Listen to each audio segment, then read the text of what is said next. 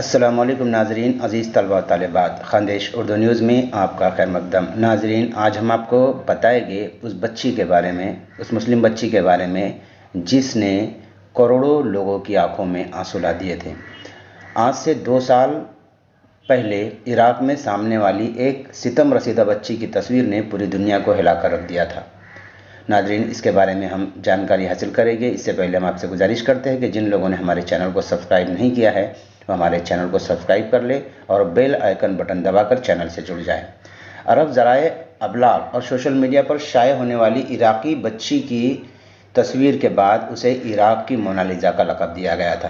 بچی کی روتے ہوئے مسکراہٹ کی تصویر نے درد دل رکھنے والے ہر فرد کو رلا دیا تھا۔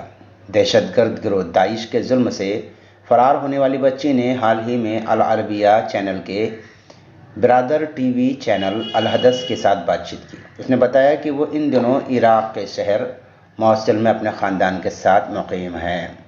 عالمی شہرت حاصل کرنے والے عراق کی ننھی مونالیزا کا اصل نام صبا ہے۔ اس کی وائرل تصویر 16 مارچ 2001 کو اس وقت لی گئی تھی جب موصل میں گھمسان کی جنگ جاری تھی۔ اس کا کہنا ہے کہ اس وقت جنگ اور مسلسل بمباری سے خوف زدہ تھی، اسی خوف کے مارے رو رہی تھی۔ 3 سال پرانی تصویر کے ساتھ اب اس کی ایک تازہ تصویر ہے۔ یہ دونوں تصاویر فوٹو جرنلسٹ علی الفہداوی نے بنائی ہے۔ الفہداوی خبر رساں ادارے رائٹرز کے لیے کام کرتے ہیں۔ صبا نے بتایا کہ جب ان کے علاقے میں شدید بمباری شروع ہوئی تو وہ اپنے اہلِ خانہ کے ہمراہ وہاں سے فرار ہوئے تھے کہ اس کا سامنا صحافی الفہداوی کے ساتھ ہو گیا۔ میں اس وقت رو رہی تھی، فہداوی نے کہا کہ مسکراتے ہوئے میرے کیمرے کی طرف دیکھو۔ صحافی الفہداوی کا کہنا ہے کہ بکھرے بال، ننگے پاؤں، روتے اور بھاگتے ہوئے بچی کو دیکھ کر مجھے بہت صدمہ پہنچا۔ بچی کے کپڑے مٹی سے بھرے ہوئے تھے، وہ تیزی کے ساتھ بھاگ رہی تھی۔ میں نے اسے روکا اور اس کی تصویر بنائی۔ اس وقت اس کی آنکھوں میں آنسو اور ہونٹوں پر مسکراہٹ تھی، اور ایک بچی کے چہرے پر دکھ اور خوشی کے ایک ساتھ جذبات ہر ایک کو اپنی طرف کھینچ لینے کے لیے کافی تھے۔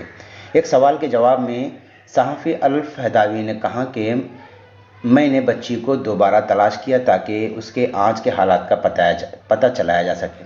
اس نے بتایا کہ میں نے بچی کو بہت تلاش کیا، میرے صحافی دوستوں نے بھی اس کی تلاش میں میری مدد کی، مگر ہمیں اس میں کامیابی نہیں ملی، یہاں تک کہ ہمیں بچی کی تلاش میں مدد کے لیے انعام مقرر کرنا پڑا۔ اس نے کہا کہ 3 ماہ کی تلاش بسیار کے بعد انہیں فیس بک پر ایک پیج ملا۔ اس صفحے پر صبا کی تصویر بھی موجود تھی۔ رابطہ کرنے پر پتہ چلا کہ وہ صبا کا چچا ہے۔ مجھے بہت خوشی ہوئی، ہمیں فیس بک کے ذریعے پتہ چلا کہ صبا کا خاندان موصل میں بادوش کے مقام پر ہے۔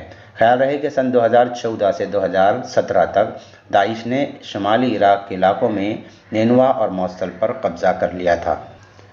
ناظرین، پھر کسی ایک نئے موضوع کے ساتھ آپ سے جلد ہی ملاقات ہوگی، تب تک کے لیے اجازت دیجیے۔ اللہ حافظ۔